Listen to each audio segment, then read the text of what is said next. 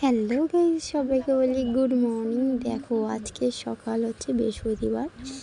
তো আজকে দেখো ছাগলের বাচ্চা হয়েছে। সকাল সকাল দেখছি ছাগলের বাচ্চা হয়েছে, মানে আমার জীবনের প্রথমবার এই দেখলাম ছাগলের বাচ্চা হয়েছে। সেটা নিয়ে ছেলে আমার ভীষণ খুশি। দেখো গাইস, আমরা রেডি হয়ে একটু বেরিয়েছি, যাচ্ছি ছেলেকে নিয়ে ডাক্তারের কাছে। ছেলের গা হাত পাটার এমন অবস্থা, সারছেই না। তো দিদি শাশুড়ি বলছে এখানে একবার দেখা ভালো, তো ওই কারণে ভাবলাম দেখিয়ে নিয়ে আসছি। ছেলেটার অবস্থা খুবই খারাপ,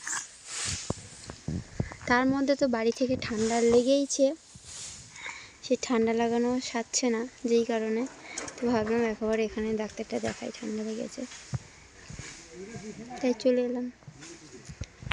আমি যাব আর দিদি যাবে, দিদির ছেলে যাবে। তো এখন বাজে ঠিক 9টা 6। তো এখন যাচ্ছি, জানি না কতটা লাইন পড়বে। আর দিদির শাশুড়ি মা বাড়িতে আছে, রান্নাবান্না করবে। দিদি আর দিদির ছেলে সামনে, আমি আর আমার ছেলে একটু পিছনে।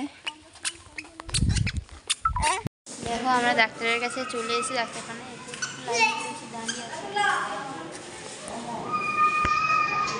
আমার ছেলে দেখো জলে বোতলের ঢাকনাটা খুলে কীরকম করছে, মানে ওর অবস্থাটা শুধু দেখো। আর দেখো অনেকটাই ফাঁকা আছে, ওই যে লাইন পড়েছে। দেখো দিদির ছেলে ওই যে ওকে কোলে নিয়ে আসছে, আর ছেলেটা আমার ঘুমিয়ে পড়েছে। ডাক্তার দেখিয়ে ফিরছি আর কি, ছেলেটা ঘুমিয়ে পড়েছে। আর এই যে ও বলে কোলে নিয়ে যাচ্ছে, আমরা ডাক্তার দেখিয়ে তো ফিরছি। আর ফাইনালি আমার জামাইবাবু আজকে বিকালের মধ্যেই বাড়ি আসছে। তো ক বছর পরে বল? 2 বছর পরে? না না, 1 বছর মতন হবে আর কি, 1 বছর তাই প্রায় ওরকমই। তো 1 বছর পরে আসছে। তুমি কতটা খুশি? তোমার স্বামী বাড়িতে আসছে। সরায় বাবু সরায়, সাইকেল আসছে, এদিকে সরায়, এখানে দাঁড়া দাঁড়া। না বল কতটা খুশি, কতটা খুশি হতে পারে বলতো? 1 বছর পর যার হাজব্যান্ড ঘরে আসছে, সে কতটা খুশি হতে পারে তুই বল? তোর মধ্যে সেটা হচ্ছে। ও বাবা, বিকেলবেলা দেখা হবে ফাইনালি। সবসময় ভিডিও কলে দেখে, অন্তত 3-4 বার দিনে ফোন করবে, ভিডিও কল। ছেলেকে দেখে, বউকে দেখে, এবার কাছে থেকে দেখবে। যাই হোক, বাড়িতে আসে খুব মজা। আমরা তো ওগুলা থেকে মানে ডাক্তারখানা থেকে এসে ভীষণ ক্লান্ত ছিলাম রোদে গরমে। আর এখন বাজে 3:30।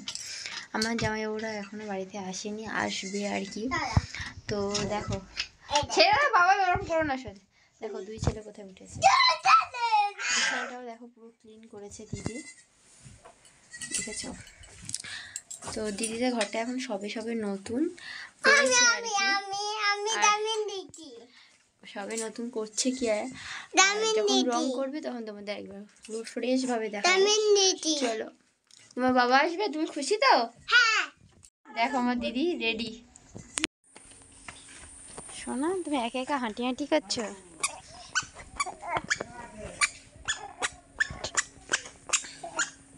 জামাইবাবু তো চলে এসে বাড়িতে, বিকাল টাইমটা 4টের সময় চলে এসে বাড়িতে। আর এখন বাজে এসে স্নান টান করে খাওয়া দাওয়া করে, এখন 6:45 মতন বাজে, 6টা বাজতে যায়। স্নান টান করে খাওয়া দাওয়া করে বেরিয়েছে এক জায়গায় জিনিস কিনে আনতে। কী কিনে আনলেই দেখাবো সারপ্রাইজ সেটা।